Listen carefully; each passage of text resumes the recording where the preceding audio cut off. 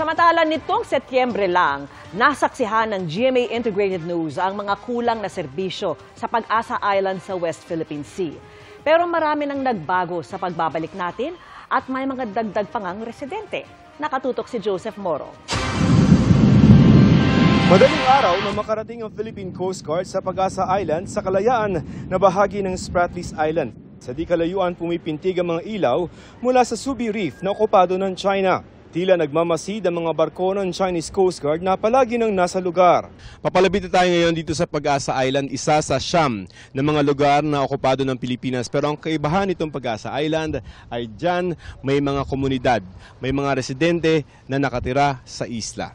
Kasama namin sa biyahe ang ilang mga tauhan ng PCG na magpapalitan ng duty, pati ang ilang lilipat na sa isla tulad ni Mang Juni na bitbit ang 6 na anak. Taga-Palawan talaga sila pero sa Pag-asa na raw sila maninirahan. Kasama ang mga magulang na doon na nakatira para sama-sama na rin ngayong Pasko. Mayroon daw magandang trabaho po dyan. Hindi ba kayo parang nag-aalala na medyo malayo masyado? Hindi po. Bakit po? Ay, nandiyan naman yung mga magulang namin.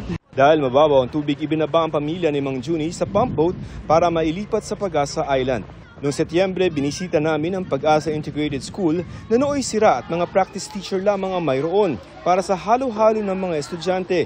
Sa aming pagbabalik, gawa na ang isang bahagi nito. Nakahiwalay na ang mga maliliit na estudyante at lisensyadong teacher na ang nagtuturo. Nakaka-focus sila sa kanilang pag-aaral. Tsaka medyo less po yung ingay. Tuwang-tuwa rin ang ilang residente dahil sa medical mission ng Philippine Coast Guard. Si Haji Nur, 3 buwan nang iniinda ang masakit ng ngipin at ngayon nabunutan na siya ng ngipin sa wakas. Sa kwento po nila is, sir, dati sir, nung wala pa po kayo dito sir, is nagbabiyahe pa kami ng ilang araw sir para lang mapacheck up yung mga karamdaman ng aming mga kamag-anak at pati sa sarili namin. Ayon sa nurse ng Pag-asa, mas maganda raw kung may doktor na talaga sila sa isla. Bihira lang sila nakaka-experience ng face-to-face na check-up. Kadalasan sa amin kasi online lang. Ibig sabihin kami mga nurses nag-a-assess, mga midwife nag-a-assess, tapos sinisend namin lahat ng mga simptomas sa doktor. Pero sabi raw ng DOH, wala pang 500 ang residente sa lugar, kaya hindi ito malagyan. Mula rito sa Pag-asa Island, para sa GMA Integrated News, Joseph Morong, nakatutok 24 oras. Mga kapuso, kasama nyo kami 24 oras. Mag-subscribe sa GMA Integrated News sa YouTube.